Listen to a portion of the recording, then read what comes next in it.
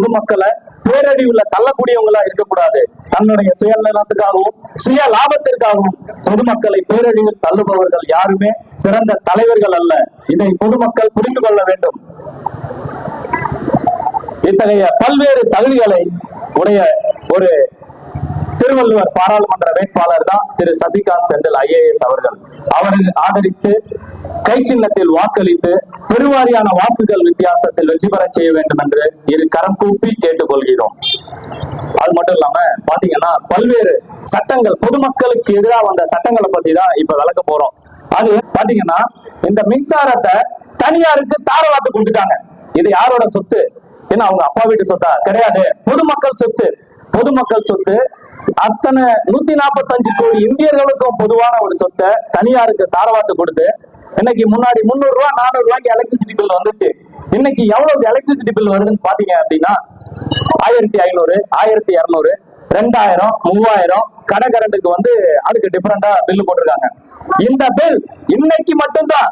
இன்னும் ஒரு 3 மாசம் கழிச்சு அந்த பில் மாறும். 2000, 2500 மாறும், 2500 3000 மாறும், 4000 மாறும். நீ போய் கேட்க முடியாது. கோர்ட்டு கேஸ் எதுவும் போக முடியாது. நீங்க எங்க கார்பரேட் நிறுவனங்களுக்கு எதிராக எங்க போய் போராடுவீங்க? எந்த கோர்ட்ல போய் பாப்பீங்க? இவங்களெல்லாம் பார்க்கவே முடியாது. இவங்கெல்லாம் மிகப்பெரிய கார்பரேட் நிறுவனங்கள். அவங்களுக்காகவே 650 நீதிபதிகளை உயர் நீதிமன்றத்திலையும் உச்ச நீதிமன்றத்திலையும் உருவாக்கி வச்சிருக்காங்க. இவங்க சொல்றத அவங்க தீர்ப்பா எழுதுவாங்க. அதனால பொதுமக்கள் தெளிவா சிந்திச்சு செயல்படணும். நீங்க போடுற ஒரு வாக்கும் உங்களோட உரிமை, உங்களுடைய வாழ்வாதாரம். எந்த கட்சிக்கு ஓட்டு போட்டா வீட்டுக்கு போனா நம்ம தட்டுல சோறு இருக்கும்னு யோசிச்சு பார்த்து ஓட்டு போடுங்க. ஏன்னா இங்க ஓட்டு போட்டுட்டு 5க்கு 10க்கு காசு வாங்கிட்டு ஓட்டு போட்டுட்டு வீட்டுல போய் நிக்கும் போது நம்ம தட்டுல இருக்கிற சோத்தை அள்ளிட்டு போயிடுவாங்க. ஞாபகம் வச்சுக்கோங்க.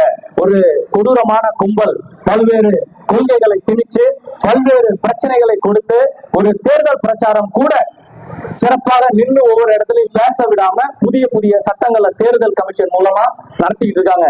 இந்த சட்டங்களை எல்லாம் நம்ம உடை தெரியணும் அப்படின்னா இங்க ஒவ்வொருத்தரும் நீங்க சப்போர்ட் பண்ணா மட்டும்தான் நம்ம செய்ய முடியும்.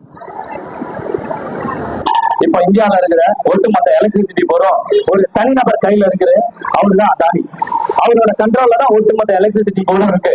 இப்ப அவரு ஒரு வேலை இன்னைக்கு வைப்பாரு, நாளைக்கு இன்னொரு வேலை வைப்பாரு. நீங்க போய் எங்கேயும் கேட்க முடியாது. நல்லா யோசிச்சு பாருங்க. எப்பவுமே பொதுத்துறை நிறுவனங்கள் அரசாங்கத்தின் நேரடி கட்டுப்பாட்டில் இருந்தால் மட்டும்தான் நம்மளுக்கு பாதுகாப்பு. பொதுமக்களோட விலைவாசி ஒரு கட்டுக்குள்ள இருக்கும். அது தனிநபர் கையில போச்சுனாலே அவங்க ஒண்ணும் செய்ய முடியாது.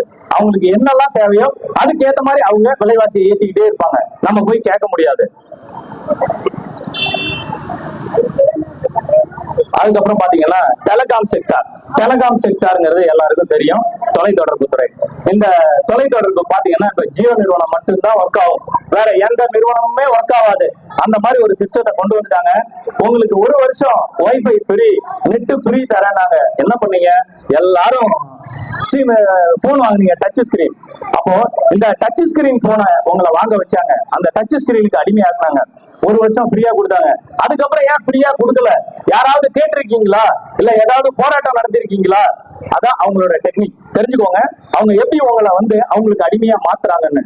எல்லாரும் டச் ஸ்கிரீன் வாங்கணும். 1 வருஷம் வைஃபை வீடியோ பார்த்தோம். அதுக்கப்புறமா என்ன பண்ணாங்க?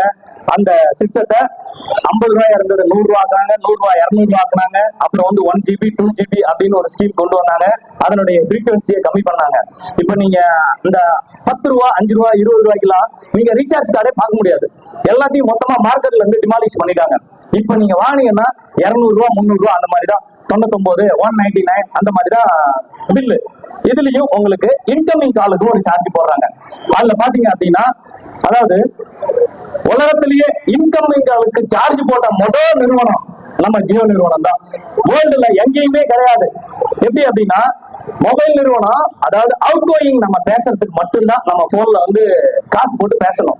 காசு இல்லைன்னா நமக்கு இன்கமிங் கால் வரும். இன்கமிங் காலையும் உங்களுக்கு கட் பண்ணி விட்டுருவாங்க. கட் பண்ணிட்டாங்க 28 நாள் அப்படின்னா நீங்க அடுத்த நாள் யாரு போன் பண்ணாங்க, என்ன மெசேஜ் வந்தது அப்படின்னு ஒரு கட்டாயத்துக்கு உள்ளாவீங்க. அப்படி ஒரு கட்டாயத்தை கொடுக்கும்போது நீங்க என்ன பண்ணுவீங்கன்னா எப்படியாவது நம்ம போனை ரீசார்ஜ் பண்ணோம், கடனை உடனே வாங்கியாவது ரீசார்ஜ் பண்ணோம் அப்படின்னு உங்களுடைய மென்டல் அடிக்டா கொண்டு வந்துருவாங்க. அப்ப நீங்க அதுக்கு அடிமையாகும் போது நீங்க வாங்கிதான் ஆகணும் அப்படிங்கிற ஒரு கட்டாயத்தை கொண்டு வந்தாங்க. இப்ப நீங்க 200 ரூபாய்க்கு ரீசார்ஜ் பண்றீங்க, கொஞ்ச நாள் கழிச்சு அந்த 1 GB டேட்டா வந்து சரியா அப்லோட் ஆகாது, எந்த வீடியோவும் நீங்க பார்க்க முடியாது, அந்த ஃப்ரீக்வன்சி ரேட்டை கம்மி பண்ணிடுவாங்க. அடுத்து நீங்க 300 ரூபாய்க்கு மாறுவீங்க, அதுக்கப்புறமா அதே மாதிரி செய்வாங்க, அடுத்து 500 ரூபாய்க்கு மாறுவீங்க. இப்படியே பொதுமக்கள் பணத்தை எப்படி எல்லாம் கொள்ளையடிக்கலாம்னு சொல்லி ஒரு கொள்ளையர் கூட்டம் திட்டம் போட்டு செயல்படுத்துது. இத பொதுமக்கள் தெளிவா புரிஞ்சுக்கணும். இது ஒரு துறை. இது என்ன சொல்றோம்னா, இதனால 85% ஏழை எளிய மக்களுக்கு கூடிய விரைவில் நீங்க மொபைல் போனை யூஸ் பண்ண முடியாது. அந்த மாதிரியான ஒரு திட்டத்தை கொண்டு வந்துருவாங்க. பாத்துக்கோங்க. இதனாலதான் சொல்றோம்,